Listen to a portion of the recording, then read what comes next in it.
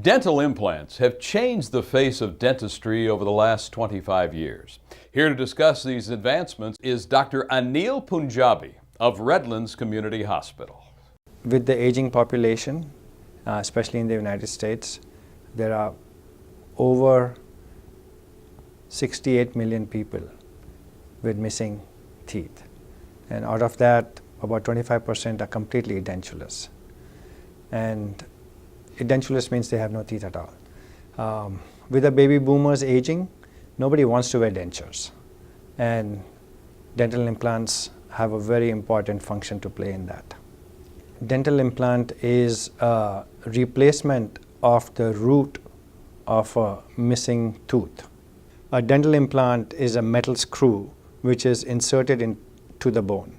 In order for this to be successful, you need to have bone. We usually prepare the bed with either bone grafts or other means to make it acceptable for the implant. So the implant is a metal screw which is screwed into the bone. It is allowed to integrate with the bone, and that is known as osseointegration.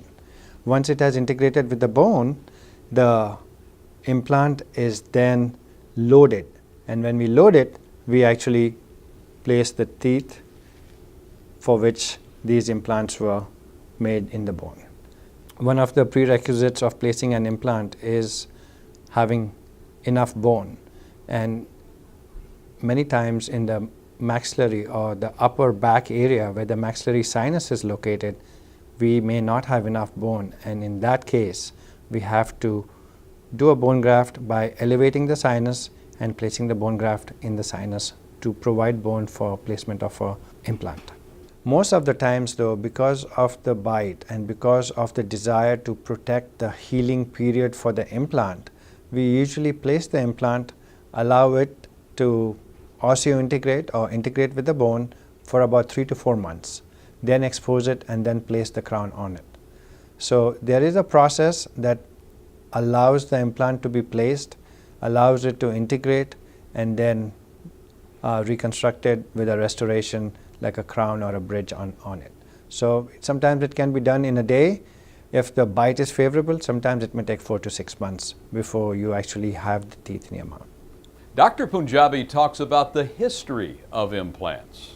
Dental implants have been around for a long time, but scientifically proven with strong clinical research to back their use has been since the 60s.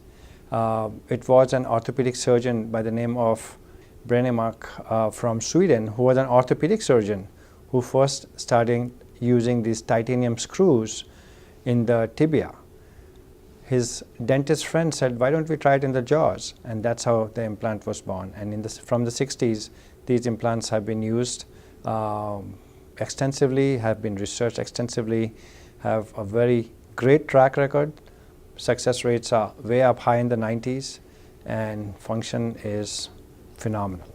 The best advice for anybody who has many missing teeth is to have them replaced, because not only is it detrimental for the remaining teeth, which have to bear the load of those missing teeth also, but as we mentioned earlier, the bone loss that goes with missing teeth causes even further deterioration in a person's bite. With less number of teeth, chewing and swallowing becomes difficult. Sometimes speech is affected, and some people do have gastrointestinal problems with improperly functioning teeth.